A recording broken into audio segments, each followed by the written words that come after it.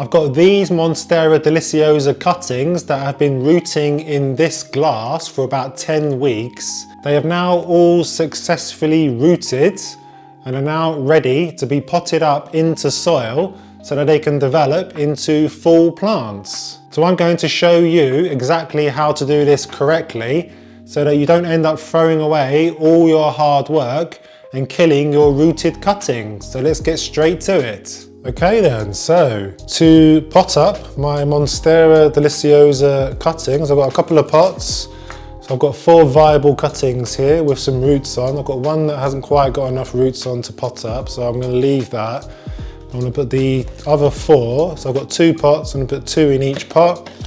And I've got some nice well-draining potting soil here, so it's about 4 parts compost, 1 part perlite to make it nice and well-draining.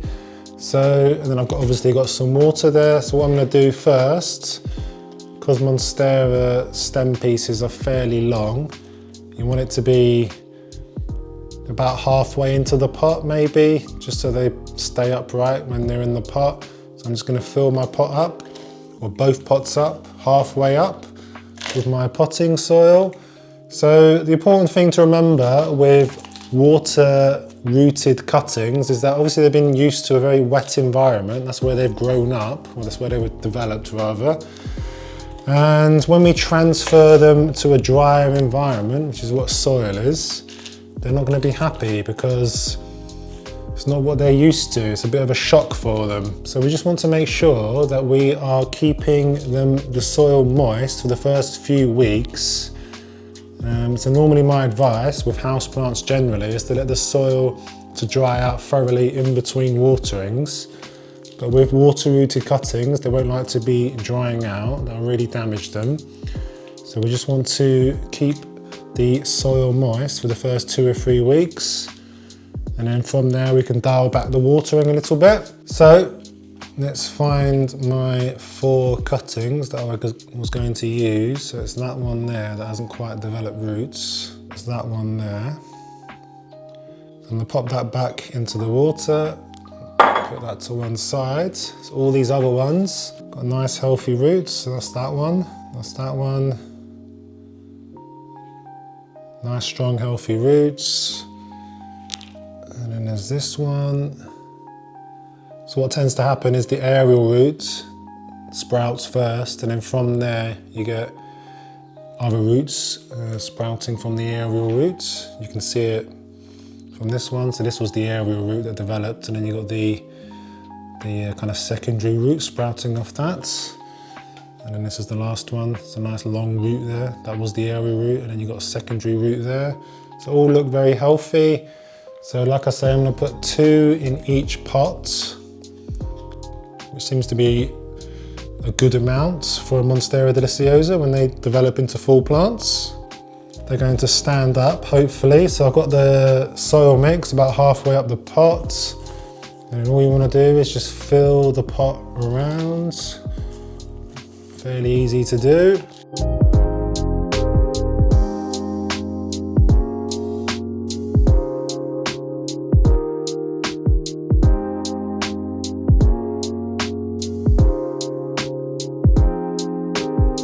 There you go, so that's that one complete. So I've probably buried about half the stem, so the roots are about halfway into that pot, probably about there, topped up with soil. And I'll give that a water when I've done this other one. So again, with these 2, this leaf here, you'll notice, is damaged down the middle. Don't worry about that too much, because with cuttings, once you plant them up and they start to push out growth, new growth, the leaves that you used to propagate, they always die back and make way for the fresh new stems and fresh new leaves. So that leaf, that damaged leaf, has served its purpose basically by developing new roots.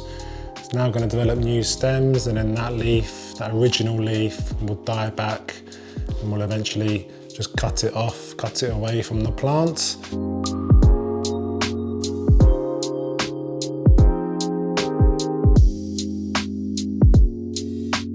There you go, that's that one complete. So 2 cuttings in there, so that'll be 2 stems, 2 Monstera plants basically in this pot that will grow out into nice plants. So that is those 2 complete.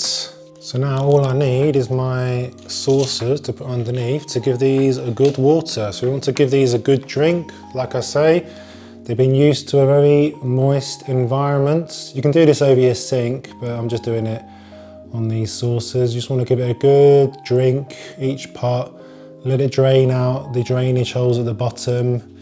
Probably keep going. Really make sure that the soil is well saturated.